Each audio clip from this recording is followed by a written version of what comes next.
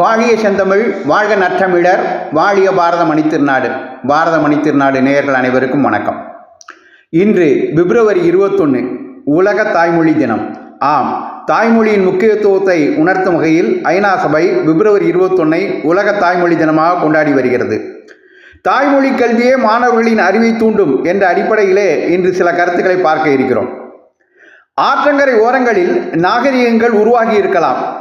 ஆனால் அதை செவி வழியாகவோ எழுத்து வடிவிலோ வளர்த்தெடுத்து செழிப்புறச் செய்தது மொழியே ஆகும். பன்முகத்தன்மை கொண்ட நமது பாரதத்தில் 1600க்கும் அதிகமான மொழிகள் புழக்கத்தில் உள்ளன. இத்தகைய மொழிகளை அழிவிலிருந்து பாதுகாக்கவும் அவரவர் தங்களது தாய்மொழி கல்வியின் அவசியத்தை உணர்ந்து கொள்ளவும் உலக தாய்மொழி தினம் ஒவ்வொரு ஆண்டும் பிப்ரவரி 21 ஐநாவின் கல்வி, அறிவியல் மற்றும் கலாச்சார நிறுவனமான யுனெஸ்கோவால் அனுசரிக்கப்படுகிறது. ஒரு மொழி பாதுகாக்கப்பட வேண்டும் என்றால் அது கற்றலில் முக்கியத்துவம் பெற வேண்டும். ஒரு சமூகம் அறிவினில் செழிக்க வேண்டும் என்றால் அது தாய்மொழி கல்விக்கு முக்கியத்துவம் தந்திருந்தால் மட்டுமே முடியும். ஆனால் இவை இரண்டுமே தமிழகத்தில் கடந்த 20 வருடங்களாக ஆங்கில கல்வி மோகத்தால் புறக்கணிக்கப்பட்டு வருகின்றன என்பதே வரலாறு. ஜெகதீச சந்திரபோஸ், பி.சி. ராய் போன்றோரின் சாதனைகளை கண்டு நாம் மகிழ்ச்சி அடைகிறோம். ஆனால் தாய்மொழி மூலம் நமக்கு கல்வி போதிக்கப்பட்டிருந்தால் நம்முடைய பல போஸ்களும் பல ராய்களும் தோன்றியிருப்பார்கள் என்று கூறுகிறார் மகாத்மா காந்தி. அறிவியலை நாம் தாய்மொழியில்தான் கற்பிக்க வேண்டும் என்கிறார் நோபல் பரிசு பெற்ற அறிவியலாளரான சர் சி.வி. ராமன் அவர்கள். தாய்மொழி கல்வி வழி பெறாத மாணவர்கள் பெரும்பாலும் தொடக்க கல்வியிலேயே தோல்வி அடைபவர்களாகவும் பாதியிலேயே படிப்பை கைவிடுபவர்களாகவும் இருக்கிறார்கள் என்கிறார் கனடாவின் விக்டோரியா பல்கலைக்கழகத்தின் பேராசிரியர் எசிகா பால். முதலில் கல்வி என்பது பள்ளியில் தொடங்குவதில்லை, அது மாணவர்களின் வீடுகளில் அவர்களின் தாய்மொழியிலேயே தொடங்குகிறது என்கிறார் கென்யாவைச் சேர்ந்த பேராசிரியர் ஏஞ்சலினா கியாகோ. ஏன் வெளிநாட்டுக்கு போவானேன்? நமது நடிகர் சூப்பர் ஸ்டார் ரஜினிகாந்த் அவர்கள் சமீபத்தில் ஒரு கருத்தை வெளியிட்டிருந்தார். அவர் பெங்களூரில் ஒரு பள்ளியில் படிக்கும்போது ஆரம்ப பாடங்களை 5ஆம் வகுப்பு வரை அவர் அவர் தாய்மொழி கல்விக்கு பயின்றிருக்கிறார். அப்பொழுது அவர் முதல் பெஞ்சு மாணவனாக இருந்தாராம். அதே சமயம் அவர் 6ஆம் வகுப்பிலிருந்து ஆங்கில கல்வி முறைக்கு மாறிய பிறகு கடைசி பெஞ்சு மாணவராக மாறிவிட்டாராம். ஆக கல்வி மாணவர்களின் உள்ளத்தில் பதிவதற்கு அவர்களது தாய்மொழி கல்வி அவசியம் என்பதை இந்த நிகழ்வும் உணர்த்துகிறது.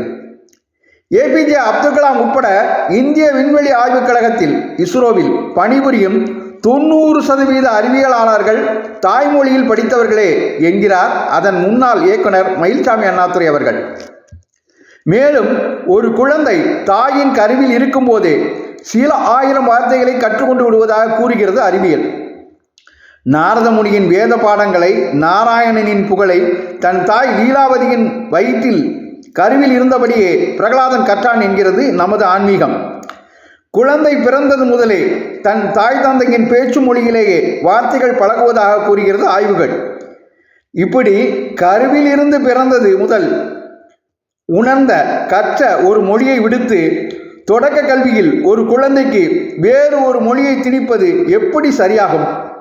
இதை நன்கு உணர்ந்த நமது பாரத பிரதமர் நரேந்திர மோடி அவர்கள் தான் கொண்டு வந்த தேசிய கல்விக் கொள்கை 2020 மூலம் தெளிவாகவே இதை வெளிப்படுத்தி இருக்கிறார். அந்த தேசிய கல்விக் கொள்கை என்ன கூறுகிறது என்றால், உள்ளூர் மொழியிலேயோ அல்லது தாய்மொழியிலேயோ 5ஆம் வகுப்பு வரை பாடங்கள் கற்பிக்கப்பட வேண்டும். முடிந்தால் அது 8வது வகுப்பு வரை நீட்டிக்கப்படலாம். இது அரசு மற்றும் தனியார் பள்ளிகள் அனைத்துக்கும் பொருந்தும் என்கிறது தேசிய கல்விக் கொள்கை. இவ்வாறு தாய்மொழி கல்விக்கு, ஆரம்ப கல்விக்கு ஊக்கம் தரும் தேசிய கல்விக் கொள்கையை ஆதரிப்பது நம் அனைவரின் கடமையாகும். இந்த உலக தாய்மொழிகள் தினத்தை அன்றே நமது தாய்மொழியை வாழ்த்தி மகாகவி பாரதி அவர்கள் பாடியுள்ள தாய்மொழி வாழ்த்து பாடலோடு இதை முடிவு செய்வோம். வாழ்க நிரந்தரம் வாழ்க தமிழ் மொழி வாழிய வாழியவே, வானம் அளந்ததனைத்து மழந்திடும் அன்மொழி வாழியவே, ஏழ்கடல் வைப்பினும் தன்மனம் வீசி இசை கொண்டு வாழியவே, எங்கள் தமிழ் மொழி என்றென்றும் வாழியவே. சூழ்களி நீங்க தமிழ் மொழியோங்க துலங்குக வையகமே, தொல்லை வினை தரு தொல்லை அகன்று சுடர்க்க தமிழ்நாடு. வாழ்க தமிழ் மொழி, வாழ்க தமிழ் மொழி, வாழ்க தமிழ் மொழியே, வானம் அறிந்ததனைத்தும் அறிந்து வளர்மொழி வாழியவே. ஆம், ஆங்கில கல்வி தமிழகத்தை சூழ்ந்துள்ள கல்வியில் மக்கள் ஆர்வம் கொள்ள நாம் தேசிய கல்விக் கொள்கையை ஆதரிப்போம். இந்த பதிவு உங்களுக்கு பிடித்திருந்தால் மற்றவர்களுக்கும் பகிருங்கள். தொடர்ந்து இது போன்ற பதிவுகளை கேட்க பாரதமணி திருநாடு சேனலை சப்ஸ்கிரைப் செய்யுங்கள். வந்தே மாதரம், வளர்க பாரதம், ஜெய் ஹிந்த்.